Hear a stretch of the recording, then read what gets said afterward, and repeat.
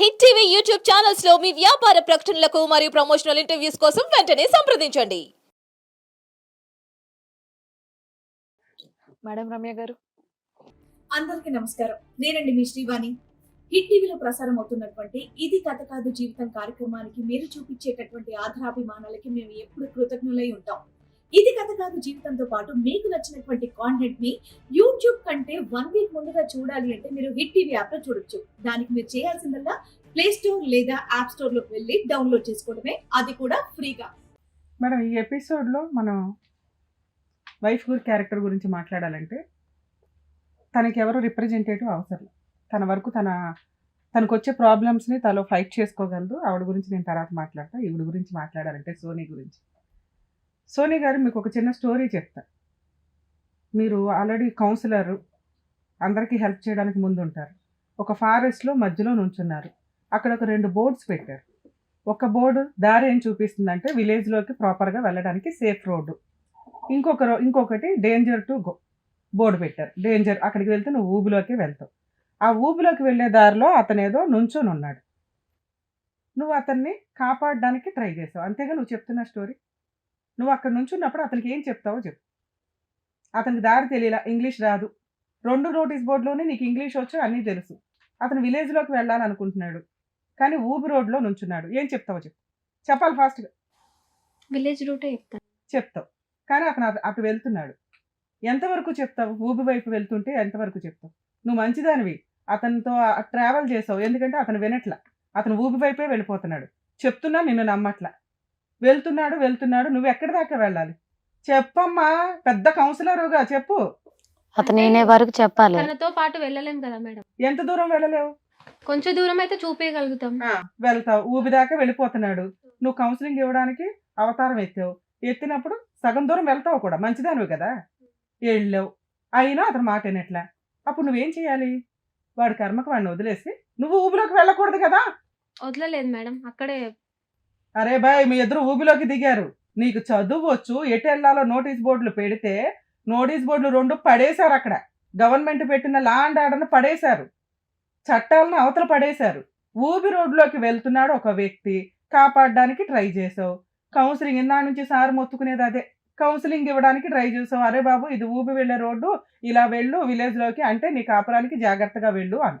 నువ్వు చేసిన పని ఆయనతో ట్రావెల్ చేస్తూ ఆయన్ని విలేజ్ రోడ్లోకి పంపించడం మానేసి, అబ్బా చాలా మంచోడు, చాలా ఉత్తముడు, ఈ రోడ్డే మంచిది, ఈ రోడ్లో అయితే మేమిద్దరం ఉండొచ్చు, కుదిరితే అలా ఆవిడని కూడా తీసుకొచ్చి ఈ రోడ్లోనే పడేయొచ్చు, ఈ రోడ్లోకి జనాలు ఎవరో రారు, దానికో టైటిల్, ప్రేమించేశాను కదా మేడం, ఆయన ఊబిలోకి వెళ్తా, అడవిలోకి వెళ్తా అని చెప్తున్నావు.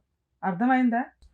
లా అండ్ ఆర్డర్ ఎందుకు ఉంటాయో, ఇలాగే బతకాలి, ఇలా ఉంటే మంచిది, ఇలాంటి భార్య కుటుంబం అనేది ఒక టైటిల్, ఒక చట్టాలు, ఒక కుటుంబ వ్యవస్థ ఏడ్చిని. పెళ్ళి అయిపోయి భార్య ఉన్న 2 పిల్లలు పుట్టిన వ్యక్తితోటి నేను తిరిగితే ఊబిలోకే పోవాలి, నాకు ఎటువంటి క్యారెక్టరు ఉండదు. ఈ రోజున వాళ్ళ వైఫ్ కొన్ని పదాలు వాడేసింది అంటే ఆ టైటిల్కి నేను రీజనబుల్ పర్సన్ని అని నీకు అర్థమవుతుందా? నువ్వు అనిపించుకోవాల్సిన క్యాడర్లో ఉన్నావా? నువ్వు ఫస్ట్ 1 ఇయర్ ఎలా ఉన్నావు? ఓ ఫ్రెండ్ క్యాడర్లో సగం వరకు ఊబి దాకా వెళ్తున్న వ్యక్తికి దారి చూపించి, లేకపోతే నీ కర్మ నువ్వు పోయి అంటే నువ్వు ఒక మంచి క్యారెక్టర్లో ఉండేదానివి. నీకు ఎంతవరకు సహాయం చేయాలో అంతే చేయాలి. నువ్వు కూడా కూరుకుపోకూడదుగా తల్లి. నువ్వు కూరుకుపోగా ఇప్పుడు ఈ 2 పిల్లల్ని రోడ్డు మీద పడేసావు. అర్థమవుతుందా?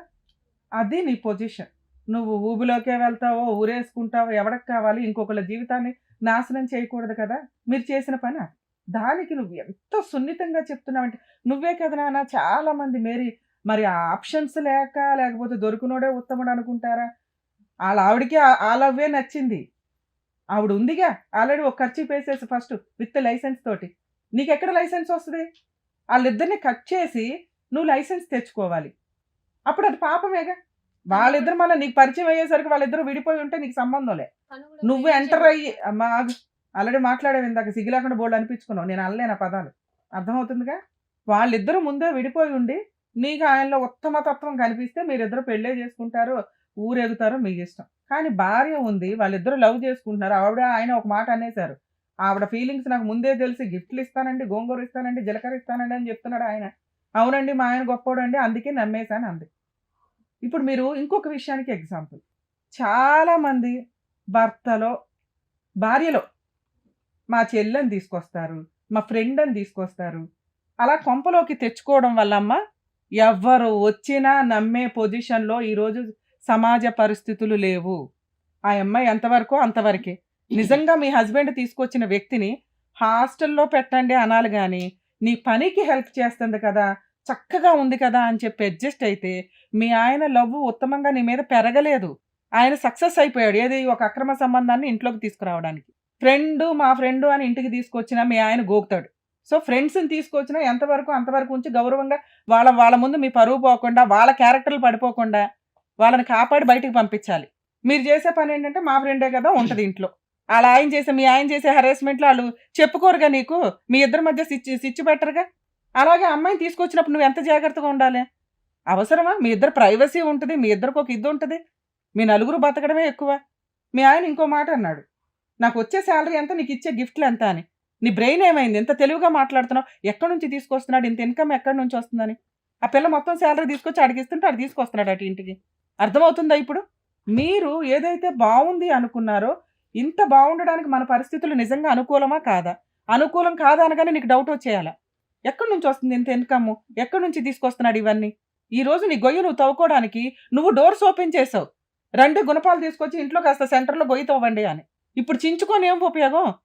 నీకు ఎంత పోరాడే తత్వం ఉన్నా ప్రాబ్లమే రాకుండా చూసుకోవాలి. అది కదా లౌక్యం అంటే.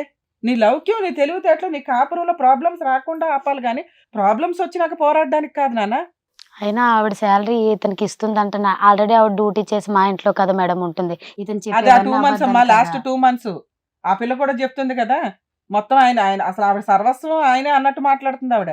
మీ ఇద్దరు మరి ఆ బాండింగ్స్ ఇవి మిస్టేక్ అవ్వడానికి కారణం ఏంటో అర్థం కావట్లే. మాట్లాడతాను, మిగతాది మాట్లాడతా.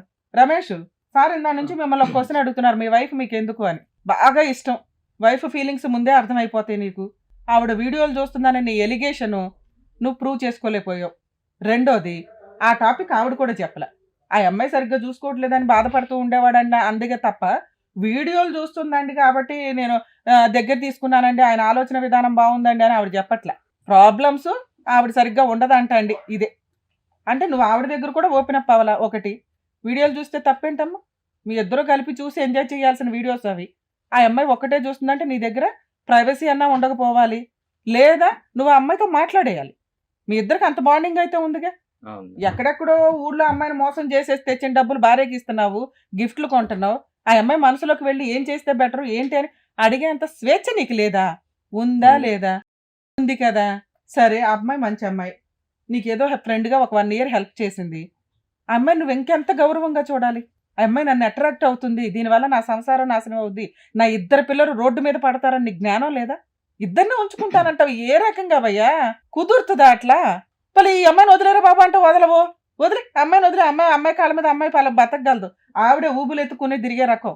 ఎన్ని రోజులు నీతో ఉంటుందో కూడా నాకు డౌటే. ఇంట్లో వాళ్ళకి అబద్ధం, అక్క అని హెల్ప్ చేసిన అమ్మాయితో అబద్ధం. ఆ అమ్మాయి అసలు రియలైజ్ అయిపోవాలి, వాళ్ళ ఇంట్లో అంత హెల్ప్ చేసి ఆ అమ్మాయి అంత యాక్సెప్ట్ చేసినప్పుడు, అరే ఇంత నమ్ముతుంది నన్ను ఈవిడ, నన్ను ఆ అమ్మాయి జీవితం నేను నాశనం చేయాలని మీరు అప్పుడే రియలైజ్ అవ్వాలమ్మా.